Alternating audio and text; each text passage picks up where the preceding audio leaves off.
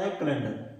Calendar एक ऐसा chapter है रीजनिंग का इसमें आप सभी कोड लगाते हो कि इतना कोड याद करो। बहुत लड़के का मैं शिकायत है सर अलग अलग लोग पढ़ाते हैं, अलग अलग कोड याद करना पड़ता है कि 1600 को इतना, 1700 को इतना। तो मैं आप लोग को बता दूं कि बिना कोड का, एक भी कोड नहीं, विदाउट कोड मैं आप सभी को कैलेंडर पढ़ाने वाला हूं। आप सीधे डायरेक्ट क्वेश्चन देखते हैं क्या कैलेंडर बनता कैसे, कोई कोड की जरूरत नहीं। अब आते हैं इसमें एक चीज आपको बता दें कि इसमें आपको याद रखना होगा विषम दिन। इसमें कोड की कोई जरूरत नहीं, सिर्फ याद करना होगा विषम। विषम क्या होता है? विषम वो होता है जिसमें आपका जो शेषफल बचता है। जैसे कि जनवरी कहते हैं कि जनवरी मंथ में विषम दिन कितने होते हैं। तो जनवरी हम जानते हैं कि जनवरी कितना दिन का होता है, 31 दिन का। तो इसमें विषम दिन निकालना है तो कैसे निकालेंगे? तो इसमें हम सबसे पहले 7 से भाग देते हैं। 7 से भाग 7 × 28 कितना बचेगा? 3। यानी जनवरी मंथ का जो विषम दिन होगा वो क्या होगा? 3। अब एक क्वेश्चन बन सकता है सर 7 से भाग क्यों दें? तो आप सभी लोग जानते हैं कि एक सप्ताह में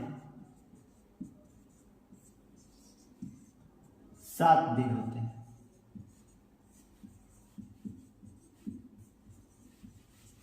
एक सप्ताह में 7 दिन होते हैं, इसलिए हम क्या करते हैं 7 से भाग देते हैं, हम लोग का इजी निकल जाता है। कितनी बातें बता दें आपको कि इसमें 2 चीज होती है, एक होता है लीप वर्ष और एक होता है सामान्य वर्ष।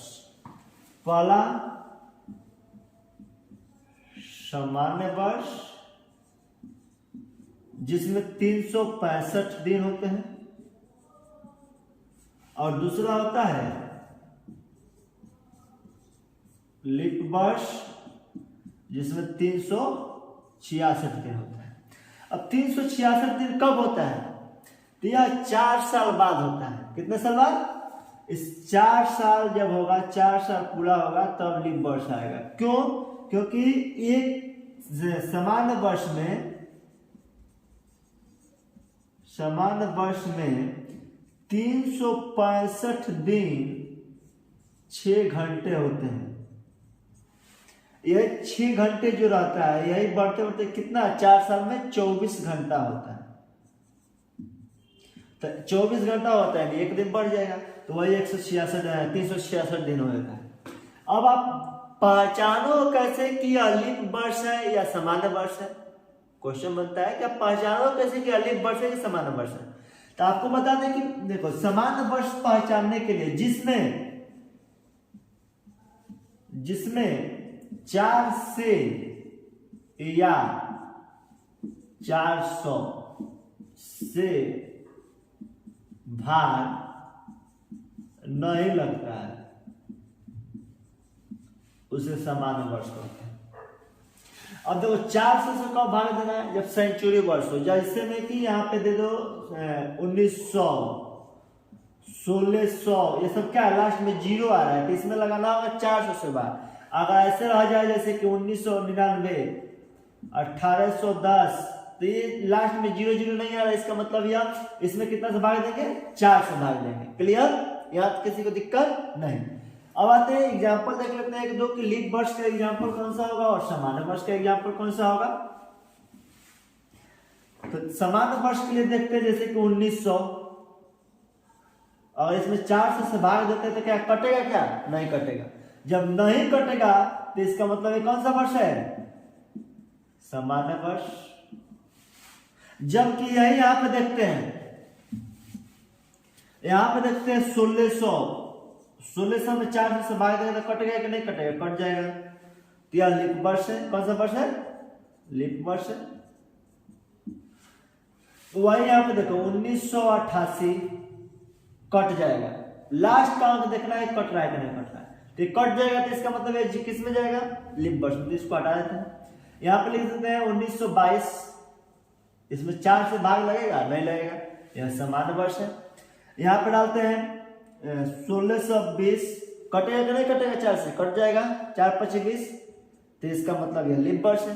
तो जिसमें 4 से या 400 से भाग लग जाए उसे लीप वर्ष कहते हैं, जिसमें 4 से या 400 से भाग न लगे उसे सामान्य वर्ष कहते हैं।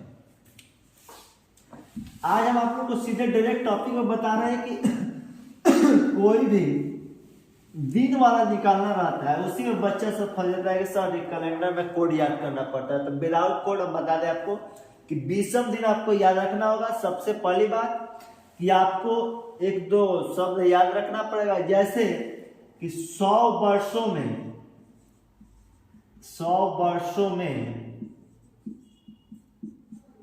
20वें दिन या 20वें दिनों की संख्या। तो आंसर होता है 5। लेकिन 5 कैसे होगा, तो उसके लिए आपको सबसे पहले 1 से लेकर 100 तक लिखना पड़ेगा।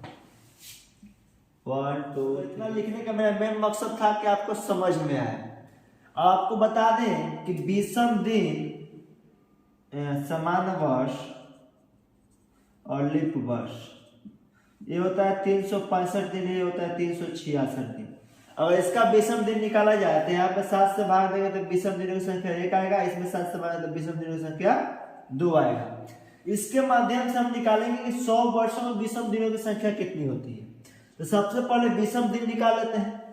तो 1 2 3 4 5 6 7 8 9। अब देखो यहाँ पे 100 नहीं लेंगे क्योंकि यह सेंचुरी में चला जाएगा, डबल जीरो वाला है, डबल जीरो वाला नहीं लेना है, इसे 4 से भाग लगने वाला लेना है। तो इसमें कितना राउंड 20वां आया है उसको गिन लेते हैं। 1 2 3 4 5 6 7 8 9 10 11 12 13 14 15 16 17 18 19 20 21 2 3 4 यानी 24 जो आया है क्या है, लीप दिन। ये क्या आ गया, लीप। यानी कि जब 24 लीप है 100 में तो सामान्य कितना होगा, समान होगा 76। कंफर्म है 76 दिन। हम जानते हैं कि लीप वर्ष में 20वें दिनों की क्या है, 20वें दिन है। लीप वर्ष में 20वें दिनों की संख्या 2 होती है। तो यहाँ पे 2 से गुना कर देगा तो 24 दूने 48। और सामान्य वर्ष में 20वें दिनों की संख्या 1 होती है। तो 76 गुने 1 करेंगे तो क्या आ जाएगा 76। इस दोनों को जोड़ेंगे तो कितना आएगा 124। 124 में जब 7 से भाग देंगे तो कितना कट के आ जाएगा, शेष 5। यही जो 5 बच गया है यही क्या है, 20वें दिन है। तो आपको यह बात याद रखनी होगी कि 100 वर्षों में 20वें दिनों की संख्या 5 होती है। बस इतना ही पे सवाल खत्म। बस यही याद रखना है कि 100 वर्षों में 20वें दिनों की संख्या कितनी, 5। यह आपको लिख कर बताए कि वो 5 आया कहां से। तो आप क्लियर हो गया कि 5 कहां से आया। लीप वर्ष 24 निकला 100 वर्षों में, 24 यानी 20वें दिनों की संख्या 2 बच रहा है लीप वर्ष में, तो 24 दूनी 48। और 76 दिन बच रहा है आपका सामान्य वर्ष जनरल ईयर्स, उसमें 1 से गुना कर रहे हैं क्योंकि सामान्य वर्ष में 20वें दिनों की संख्या 1 होती है। अब दोनों को जोड़ेंगे तो 124 आ रहा है। 124 में जब 7 से भाग देंगे तो मेरा 5 रिमाइंडर आएगा, शेषफल 5 आएगा, वही मेरा 20वें दिन हो गया। क्लियर।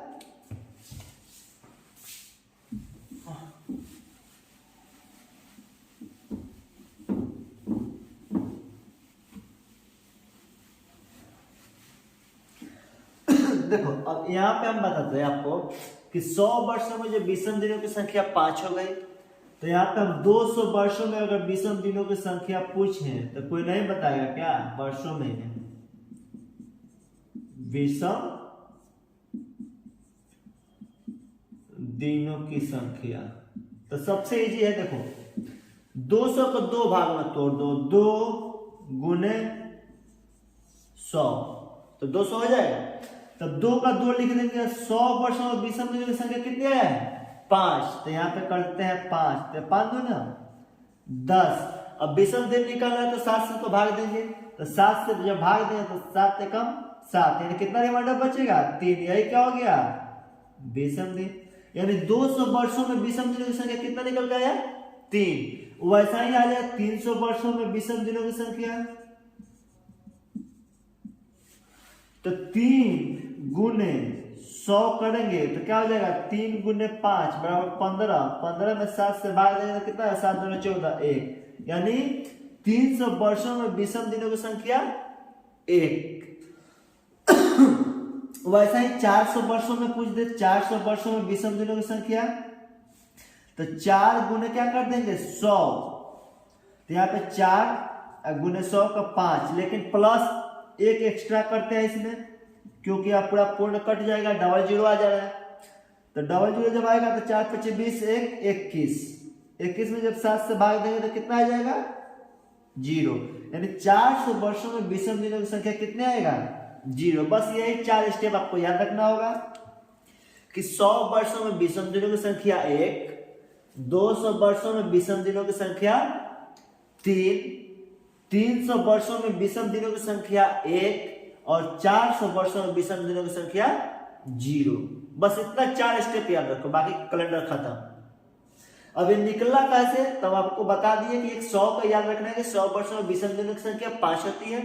अब 200 का विषम दिनों को पूछ रहा है तो 2 गुने 100 कर दो, तो 2 गुने 5 बराबर 10, 10 में 7 से भाग दे 3 विषम दिन निकल गया। क्लियर। एग्जाम्पल लेते हैं, आप लोग को कैसे दिन निकालना है विदाउट कोड, बिना कोड का एक भी कोड नहीं लगाना है। समझो कि विदाउट कोड का कैसे निकालेंगे। अब आते हैं क्वेश्चन पे सीधे।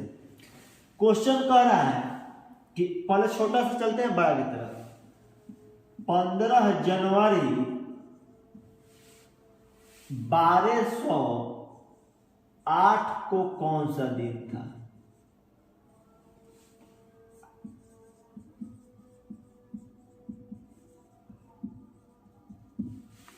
कौन सा दिन था? तो हम लोग का मेन क्वेश्चन है 15 जनवरी। विदाउट कोड, बिना कोड का आपको बताने वाले हैं, बिना कोड। देखो 15 जनवरी का रहा है। अब आपको यह बात याद होना चाहिए कि कौन सा मंथ कितने दिन का होता है। जैसे जनवरी जो है कितने दिन का होता है, फरवरी कितने दिन का होता है, मार्च कितने दिन का होता है। तो आपको याद करने का तरीका बता दें कि आप अपने ये ले लेना, ये तो पास में रहेगा, कहीं जाने वाला नहीं है। इस पे जो ऊंचा साइड का दिखाई दे रहा है ये होता है 31 दिन का। तो इसको यहां से चालू कर सकते हैं, जनवरी, फरवरी, मार्च, अप्रैल, मई, जून, जुलाई, अगस्त, सितंबर, अक्टूबर, नवंबर, दिसंबर। इससे क्या होगा कि जो ऊंचा वाला है ये है 31 दिन का और जो खाल में है वो है 30 दिन का। तो इससे आपको पता चलेगा कौन कितने दिन का होता है।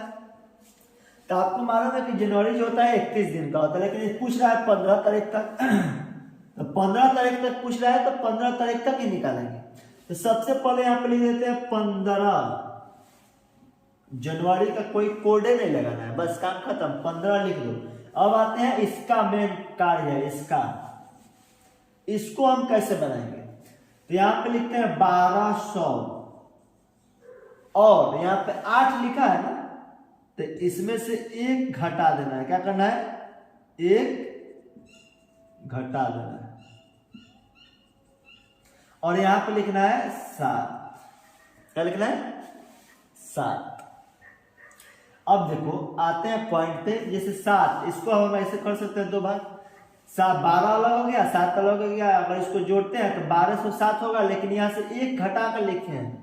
चाहते तो यहाँ पे 8 लिख देते, लेकिन नहीं, बनाने के लिए फॉर्मूला लगाना है। तो 1 घटा, जो भी सम यहाँ पर है, यहाँ पे जो भी अंक है उससे 1 को क्या करना है? घटा कर यहाँ पे लिखना है, 1 को घटा कर लिखना है। जैसे यहाँ पे मान चलो कि यहाँ पे दे देते हैं 1309, तो आपको क्या लिखना होगा? यहाँ पे 8 लिखना होगा, 9 नहीं लिखना होगा, 8 लिखना होगा, 1 घटा कर लिखना है। क्लियर।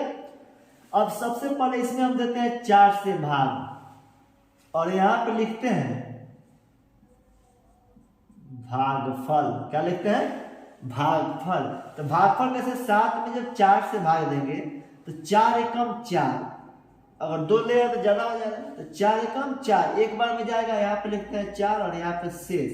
तो ये होता है शेष और ये होता है भागफल। क्या होता है? भाग। तो इसी को लिखना है। तो यहाँ पे क्या लिखेंगे हम? 1 आ गया। अब इसको और इसको क्या करेंगे? प्लस कर देंगे, जोड़ देंगे। क्या करेंगे? यहां पे लिख देते हैं जोड़। अब 7 1 जोड़ेंगे तो कितना हो जाएगा? 8। 7 1 8। अब यहाँ पे देना होगा भाग 7 से और यहाँ पे लिखना होगा शेष फल। यही मेन है आपका शेष फल, यानी 8 में जब 7 से भाग देंगे तो 7 एकम 7, शेष फल मेरा बच जाता है 1। यही मेरा निकल गया 1, यानी अब यही हम लोग का मेन हो गया 1। तो इस 1 को इसमें लिख लेते हैं। 1 जो बचा है इसको कहाँ पे लिख देंगे? यहाँ पे लिख देंगे नीचे की साइड में। इसका काम खत्म। इसका काम खत्म। बस यहाँ पे एक मेन मुद्दा यही है कि सबसे पहले जो एक घटा कर लिखे हैं उसमें 4 से भाग देकर भागफल लिखना है, 4 से भाग देकर भागफल लिखना है। अब भागफल और जो पहले का जो अंक घटा कर लिखे हैं उसको दोनों को जोड़ देना है। अब फिर इसमें 7 से भाग देकर यहाँ पर लिखना है शेषफल, बस उसके बाद कुछ नहीं। अब आते हैं 1200। 1200 में यहाँ पे 4 से भाग दे दो, कितना से भाग देना है? 4 से। ये कट जाएगा पूरा पूरी 4 तिहाई 12। यहाँ पे 400 से भाग दे सकते हो, कट जाता है उसको छोड़ देना है। यानी यहाँ पे समझो कि लीप वर्ष अगर दिखाई दे दिया, जो भी लीप वर्ष है यहाँ पे लीप वर्ष दिखाई दे दिया, उसके लिए क्या करेंगे हम? ये कट जा रहा है 4 तिहाई 12, 3 बार में कट रहा है, ठीक। तो 3 बार में जब कट रहा है तो इसका मान हमेशा याद रखना है कि जब पूरा पूरी कट जाए तो उसका मान होता है 0। सिर्फ यहाँ पर शेषफल लिखना है, भागफल नहीं लिखना है। तो इसका मान हम क्या लिख देंगे? 0। क्लियर? अब सबको यहाँ पे हम देखो, अब इसको हम छोटा करते हैं। तो छोटा कैसे करेंगे? तो 15 में 7 से भाग दे देंगे, 7 दूना 14। शेषफल कितना बच रहा है? 1। सिर्फ विषम दिन लिखना है, वही शेषफल है विषम दिन। तो विषम दिन 1 लिख दिया और इसको फिर यहाँ पे 1 लिख देंगे और फिर इसको जोड़ देंगे 0। यानी कितना हो जाएगा? 1 1 2। हम लोग जानते हैं कि शुरू से ही सोमवार से 1 चालू करते हैं। सोम 1, मंगल 2, बुध 3, गुरु 4, शुक्र 5, शनि 6 और रवि 7 या 0। क्लियर? आप लोग याद रखना कि अगर सोमवार से चालू करें, सोमवार 1, मंगलवार 2, बुधवार 3 ... रविवार 0 या 7, बस यही है। तो हम लोग कितना आ रहा है? 2। 2 पर क्या आएगा? मंगलवार, यानी हम लोग कैसे निकल क्या आ गया? मंगलवार आंसर। क्लियर? अब मैं आप सभी को पहले इसको एक बार और क्लियर कर दूं। डाउट जो होगा यहीं पे फंसेगा, यही जब क्लियर हो जाएगा तो आपका क्लियर हो जाएगा। चलो इसको पे फोकस करते हैं एक बार। यहाँ पे 1208 दिया हुआ है। क्या दिया हुआ है? 1208। तो एक घटा कर लिखेंगे हम 7। यहाँ पे लिख देते हैं 1200, इधर लिख देते हैं 7। 7 में सबसे पहले 4 से भाग देना है। 4 से भाग देंगे तो यहाँ पे लिखेंगे भागफल। क्या लिखेंगे? भागफल। तो कितना होगा? 4 एकम 4। एक बार में कट रहा है तो 4 एकम 4, यानी एक बार यहाँ भागफल आया 1 और फिर इस दोनों को क्या करेंगे? हम जोड़ देंगे। तो 7 1 8 आ गया। अब यहाँ पे हम भाग देंगे 7 से, यहाँ पे भाग देंगे 4 से, यहाँ पे भाग देंगे 7 से और यहाँ पे लिखेंगे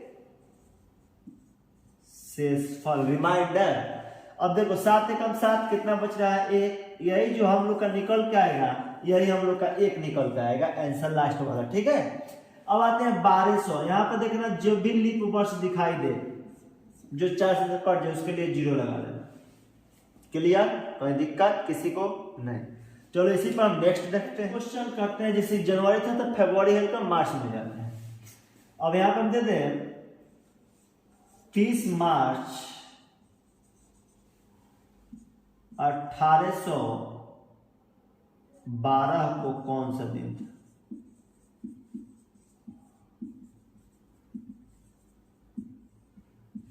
अब देखो 1812 जो है 4 से भाग लग जा रहा है, यानी यह कौन सा वर्ष है? लीप वर्ष है। याद रखना कि 1812 जो है लीप वर्ष है। अब लीप वर्ष में हम लोग फरवरी कितना दिन का होता है? 29 दिन का। तो उसके लिए हम यहाँ पे लिखेंगे, सबसे पहले तो जनवरी आया होगा, तब फरवरी आया होगा, तब मार्च गया है। ऐसे ही अगर दिसंबर देता है तो जनवरी फरवरी आपको यहाँ पे दर्शाना पड़ेगा। तो दर्शाने के लिए क्या? कुछ नहीं, हम बता देते हैं, चुटकी में बन जाएगा। अब देखो यहाँ पर ये नहीं कि अब जनवरी आता है तो 31 लिखे, यहाँ पे 29 लिखे, फिर यहाँ पे 30 लिखे, ऐसा नहीं। आपको हम यहाँ पे शॉर्ट देते हैं, रिमाइंडर आप याद रखना, बस रिमाइंडर यहाँ पे लिख देते हैं जनवरी, फरवरी, मार्च, अप्रैल, मई, जून, जुलाई, अगस्त, सितंबर, अक्टूबर, नवंबर, दिसंबर। जनवरी आता है 31, ये होता है 28 या 29, 31, 30, 31, 30, 31, 31, 30, 31, 30, 31। और सब में 7 से अगर भाग देते हैं तो यही हम लोग का होता है 20वां दिन। क्या होता है? 20वां दिन। इसमें 7 से भाग देंगे तो कितना शेष बचेगा? 3, और यहाँ पे 0 या 1, 3, 2, 3, 2, 3, 3, 2, 3, 2, 3। मतलब कि आप देख लो कि जिस जगह पे 31 दिन आ रहा है, मतलब 31 वाला आ रहा है, उसमें 3 शेष बचेगा, विषम दिनों की संख्या 3। और जिसमें 28 या 29 आ रहा है तो 0 या 1, जहाँ जिसमें 30 आ रहा है उसमें रिमाइंडर 2 बचेगा, मतलब कि 2 दिन विषम हो रहा है। वैसा ही यहाँ पे आते जनवरी में 7 से भागेगा तो कितना हो जाएगा? 3। और यहाँ पे 29 है तो कितना विषम दिन की संख्या? 1। और इसमें 38 तक जाना है तो 2, क्योंकि 30 तक ही क्वेश्चन कर रहा है तो इसलिए 30 गए हैं तो 2। क्लियर? ये हम लोग का इतना काम खत्म, इतना काम खत्म। अब आते हैं 1812, मेन पॉइंट 1812। अब 1812 में हम 1800 को अलग लिख दे रहे हैं, और यहाँ पे 12 जो है इसके लिए हम क्या बताए हैं? एक कम करके लिखना है, तो यहाँ पे क्या लिखेंगे? 11। 11 में 4 से भाग देंगे, यहाँ पे लिखेंगे क्या? भागफल। तो भागफल लिखेंगे 4 दूनी 8, 2। अब इसको दोनों को क्या करेंगे? हम जोड़ देंगे, तो 11 2 13। 13 में अब 7 से भाग देंगे, और यहाँ पे लिखेंगे शेषफल। क्या लिखेंगे? शेषफल, रिमाइंडर। 7 एकम 7, 6। हम लोग का रिमाइंडर कितना बच गया? 6। तो ये वाला 6 को यहाँ पे फेंक दो, मतलब कि फेंक दो मतलब रख दो, इसको यहाँ से उठाकर यहाँ पे हम रख दिए 6। क्लियर? अब आते हैं 1800। 1800 पर फोकस किया जाए। 1800 में जब 400 से भाग देंगे तो मेरा शेषफल कितना बच रहा है?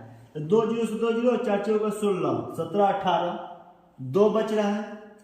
अब यहाँ पे मेन पॉइंट है कि जब 2 बच रहा है तो 2 नहीं लिखना है, यहाँ पे 2 का मतलब हुआ कि 200। 2 का मतलब 200। अब 200 वर्षों में विषम दिनों की संख्या हम निकालने के लिए बताएं, तो 2 गुने 100 यानी 2 गुने 5 बराबर 10। 10 में जब 7 से भाग देंगे तो रिमाइंडर कितना होगा? 3 यहाँ पे लिख देंगे। हो गया काम खत्म, बिना कोड। कोई कोड नहीं, कोड हम अपने से खुद बनाते हैं। कोड देखो यहाँ पे अपने से निकाल रहे हैं कोड की। कोड कैसे निकलता है? इजी है, कोई कोड का इस्तेमाल नहीं, सिर्फ विषम दिन ही कोड बनता है। तो विषम दिन आपको निकालने के लिए बता दीजिए कैसा निकलता है। अब इसको काटने के लिए तरीका बताते हैं। अब सबको जोड़कर 7 से भाग दे दो, या यहाँ से काट दो। 6 या 1 7, कट गया। 3 3 6, इसमें से 1 काट देंगे तो 1 रह जाएगा, 1 बच गया। तो 1 जब बच गया तो ये हम लोग का कोड निकल के आएगा आंसर। 1 में क्या आता है? सोमवार, यानी इस दिन को क्या होगा? आंसर निकल के आएगा सोमवार। साफ करो इसको।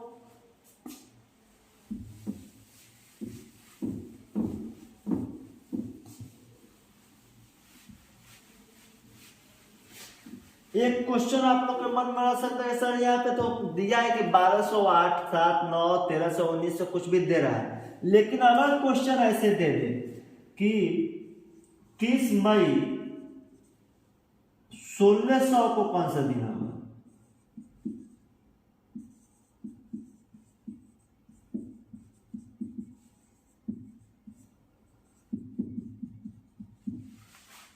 तो ये देखो यहाँ पे तो कोई नहीं है ना, यहाँ पे कोई नहीं है अंक। जैसे कि हम ऊपर बताए हैं आप सभी को कि यहाँ पे 1208, 1905 यहाँ पे अंक मिल रहा है आपको, तो एक घटा कर लिख रहे हो। इसमें से क्या करो? 1 माइनस कर दो। लेकिन इसमें क्या माइनस करो? इसमें तो कुछ नहीं है।